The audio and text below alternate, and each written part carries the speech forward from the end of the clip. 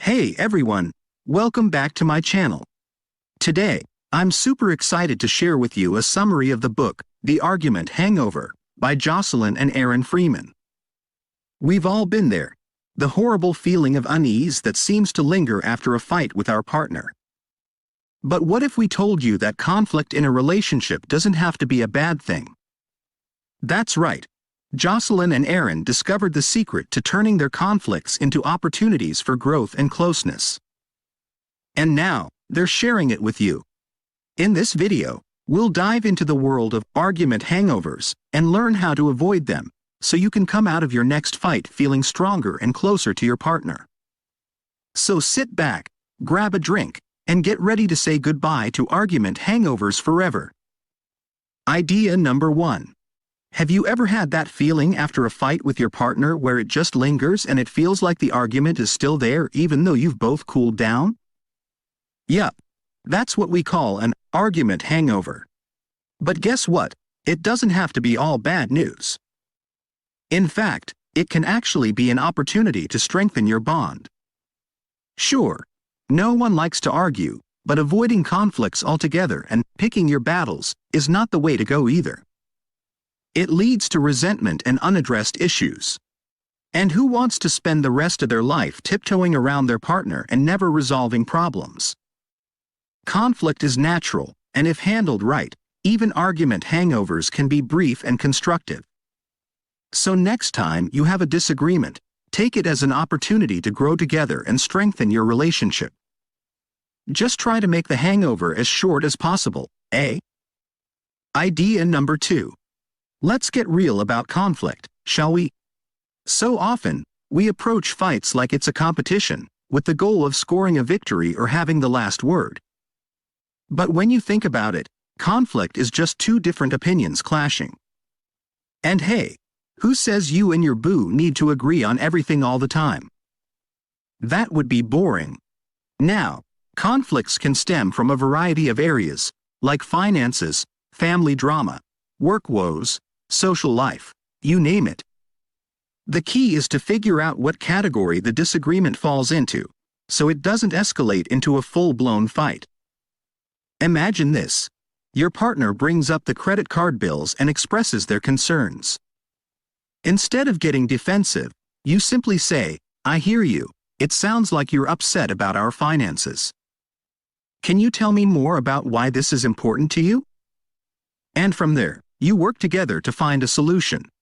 It's that simple. By working through conflict in this way, not only do you avoid a nasty argument hangover, but you also strengthen your bond. So, let's say goodbye to competitive fighting and hello to constructive conversation. Get ready to turn every conflict into a chance to grow and improve your relationship. Idea number 3. You know what they say, conflict is all about the heat of the moment. So if you want to win any argument, you gotta prepare beforehand. That's what this section is all about. Okay, so let me ask you something. What do you get when you squeeze an orange? If you said orange juice, you're spot on. The stuff that's inside, right? Well, it's the same with people in conflict. The things that come out when they're emotionally squeezed are the exact same things that were inside them all along. Just like an orange, there aren't too many surprises. Think about it. What issues tend to come out when you're in an argument? Maybe you snap at your partner when they message someone else on their phone. Or maybe you check up on them when you're apart. Could it be jealousy? It's possible that these feelings stem from painful memories in your past. Like, if a past love cheated on you, that wound could run deep and show up in fights with loved ones. So what's the solution? It's all about understanding yourself. Acknowledge what sets you off and why it matters to you.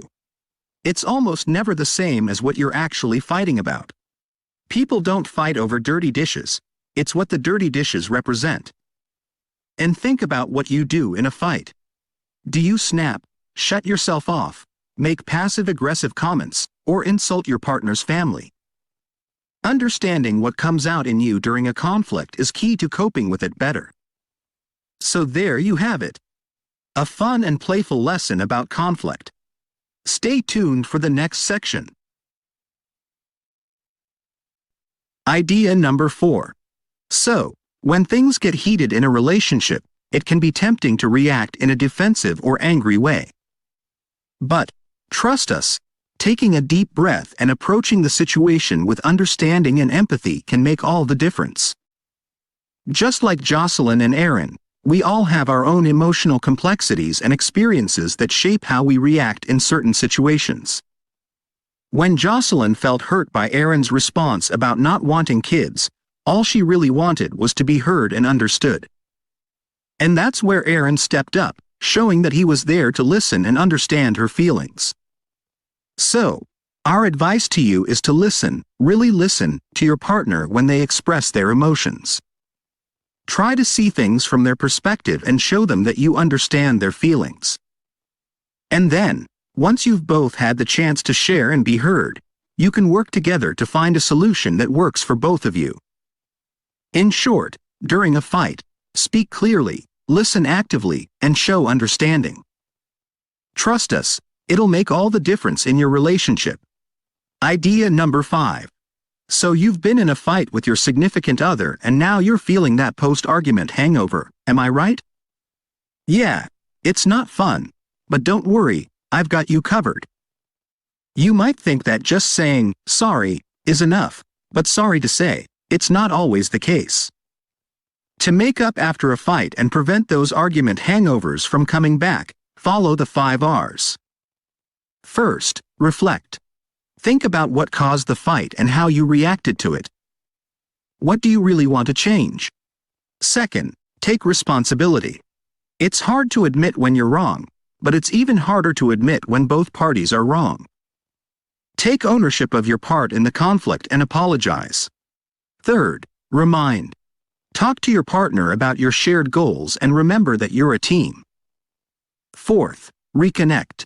Even if you're not feeling close to your partner, try to push through and connect with a hug or physical intimacy. It's a great way to reconnect and release those love hormones. And finally, reconcile. Bring up the reason for the fight and work together to find a solution that works for both of you. So, what's the best way to have the shortest and most constructive argument hangover? Communication and love, my friend. Talk to each other, listen, and remember why you love each other. It's hard work, but it's worth it. Summary. Have you ever had a fight with your significant other and felt like the tension was just lingering, even after you've said, sorry? That's what we call the argument hangover. But here's the thing. It doesn't have to be a bad thing. In fact, it can actually bring you two closer together. Conflict is just a difference of opinions, and by really listening to your partner and understanding where they're coming from, you can turn that fight into a bonding experience. And you can start right now. All you have to do is give your partner your undivided attention. So, ready for a challenge? Get up off that couch and face your partner. Look directly into their eyes for 1 minute, without talking or making any weird faces. It might sound simple, but trust us, it can be a game changer. It'll give you a chance to see your partner with fresh eyes and remember all the things you love about them.